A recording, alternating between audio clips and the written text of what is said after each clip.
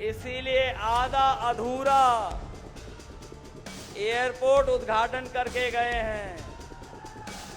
याद रखना, ये शुरुआत बहुत पहले से हुई थी, लेकिन जेवर के एयरपोर्ट को एनओसी दिलाने का काम अगर किसी ने किया था तो वो समाजवादी पार्टी थी। उसी का परिणाम है कि आज यहाँ पर एयरपोर्ट बना है। आने वाले समय में समाजवादी लोग अपने किसान भाइयों को भरोसा दिला के जा रहे हैं कि आपके किसानों के साथ जमीन का भेदभाव नहीं होगा। आप नोएडा इंटरनेशनल एयरपोर्ट, जेवर एयरपोर्ट को आप दबाने का काम कर रहे थे। आप क्या किसानों को मुआवजा देंगे? तो अगर मान लीजिए इतना ही ध्यान किसानों का है तो ये अथॉरिटी घाटे में क्यों जाती? आजकल एक डायलॉग चलता है, बीजेपी वाले लोग एक डायलॉग देते हैं कि उत्तर प्रदेश में कोई माफिया नहीं है, एक भी माफिया नहीं है। याद रखना, जब वो बोलते हैं एक भी माफिया नहीं है, तो वो ये कहते हैं कि एक माफिया है। और न केवल अपने मुकदमे वापस लिए हैं, अपने सहयोगियों के भी मुकदमे वापस लिए हैं। इसलिए 9 साल का उनके पास हिसाब किताब नहीं है। 9 साल में क्या किया है अभी जमीन पर नहीं बता पा रहे हैं। महंगाई, बेरोजगारी का कोई जवाब नहीं उनके पास। इसीलिए आधा अधूरा एयरपोर्ट उद्घाटन करके गए हैं। याद रखना, ये शुरुआत बहुत पहले से हुई थी, लेकिन जेवर के एयरपोर्ट को एनओसी दिलाने का काम अगर किसी ने किया था तो वो समाजवादी पार्टी थी। उसी का परिणाम है कि आज यहाँ पर एयरपोर्ट बना है। और जो किसानों के साथ भेदभाव हुआ है, अभी तो पहला फेज बना है, अभी सेकेंड, थर्ड, फोर्थ फेज तक बनना है। आने वाले समय में समाजवादी लोग अपने किसान भाइयों को भरोसा दिला के जा रहे हैं कि आपके किसानों के साथ जमीन का भेदभाव नहीं होगा। सेकेंड, थर्ड, फोर्थ फेज जब भी बनेगा तो जमीन अगर ली जाएगी तो बाजार भाव से जमीन लेकर के अपने किसान भाइयों का सम्मान करने का काम करेंगे। 64% भी देंगे और 4% उनको जो प्लॉट मिलता है वो भी देने का काम करेंगे। अरे अखिलेश जी, आप ना तो सत्ता में आ रहे हो, और जब सत्ता में थे तो नोएडा जाते नहीं थे। क्या पता क्या डर बैठ गया था उनके दिलो दिमाग पर।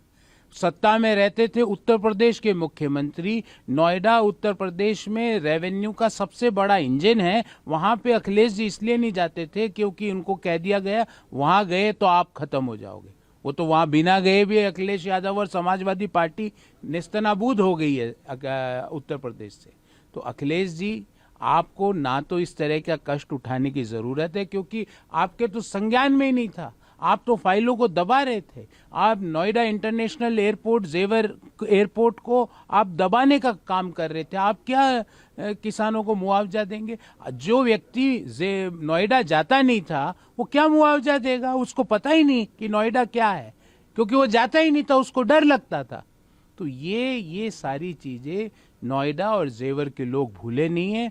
यथार्थ ये है कि आज देश में जेवर एयरपोर्ट अपने स्थान पर बन चुका है और कुछ ही दिनों में, मात्र अगले कुछ दिनों में वहां से विमानों का परिचालन शुरू हो जाएगा। अखिलेश जी, आपको हवाई जहाज पकड़ना हो तो शायद जाएं या नहीं जाएं, मुझे नहीं पता। हो सकता है दिल्ली आके पकड़े, क्योंकि उनके मन में ये भी डर है कि क्या पता वहां गए तो लीडर ऑफ अपोजिशन का पद भी चले जाएगा। उनके मन में ये भी वहम है। तो जो व्यक्ति इतना घबराता है नोएडा जाने से, वो किसानों के साथ क्या अच्छा सलूक करेगा? और रही बात मुआवजे की, जेवर एयरपोर्ट में कल प्रधानमंत्री जी ने भी कहा हर किसान को उचित मुआवजा दिया गया है, और प्रधानमंत्री जी ने उन किसानों का जिन्होंने इस एयरपोर्ट के लिए जमीन दी, उनका हाथ जोड़ के शुक्रिया अदा किया। तो ये भारत के प्रधानमंत्री और भारत की सरकार की भारत के अन्नदाताओं के प्रति सेंसिटिविटी है, जो कि समाजवादी पार्टी और इंडिया अलायंस के अन्य दलों में नहीं है। Related to this statement, there is a act in our country, 2014 Land Amendment Act. Any government or any authority cannot acquire the land without consent of farmer.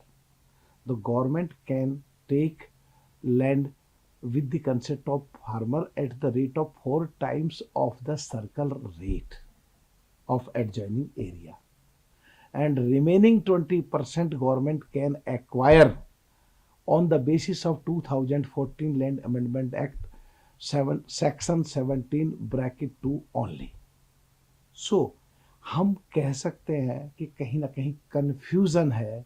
कोई भी सरकार, कोई भी अथॉरिटी बगैर किसान की सहमति से जमीन नहीं ले सकती, और वो सर्कल रेट का 4 गुना होता है।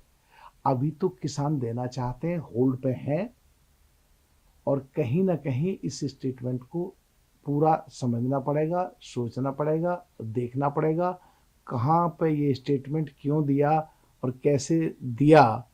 और पिछली सरकारों में भी उसी आधार पे 2014 लैंड अमेंडमेंट एक्ट के आधार पे जमीनें एक्वायर करी गई हैं, और अभी भी उसी प्रोसीजर से करी जा रही है। मैं पूछना चाहता हूं, समाजवादी पार्टी की सरकार रही, उसमें कितनी मुआवजा बढ़ा है? कितना मुआवजा बढ़ा है इनने? अखिलेश जी की सरकार में कितना मुआवजा बढ़ा? अथॉरिटी की क्या स्थिति थी जब हमें 2017 में सरकार मिली? अखिलेश जी के बाद हमारी सरकार आई तो 7,500 करोड़ का घाटे से ग्रेट नोएडा था, और जी यमुना अथॉरिटी घाटे में चल रही थी। तो अगर मान लीजिए इतना ही ध्यान किसानों का है तो ये अथॉरिटी घाटे में क्यों जाती? अपने कार्यकाल में इन अथॉरिटियों को बाहर क्यों नहीं पाई? हमारी सरकार नहीं आती? माननीय भारत में माननीय दुनिया के सर्वमान्य नेता और भारत के यशस्वी प्रधानमंत्री मोदी की नहीं आती, और उत्तर प्रदेश में यशस्वी और तपस्वी मुख्यमंत्री माननीय योगी जी की नहीं आती, तो एयरपोर्ट नहीं बनता, विकास नहीं होता, और विकास नहीं होता तो इन ग्रेटर नोएडा और यमुना अथॉरिटी के ताले लग जाते, बंद हो जाती। ये स्थिति थी जब हमने इनकी सरकार हटाई। प्रभातखबर.com, विश्वास वही, रफ्तार नहीं।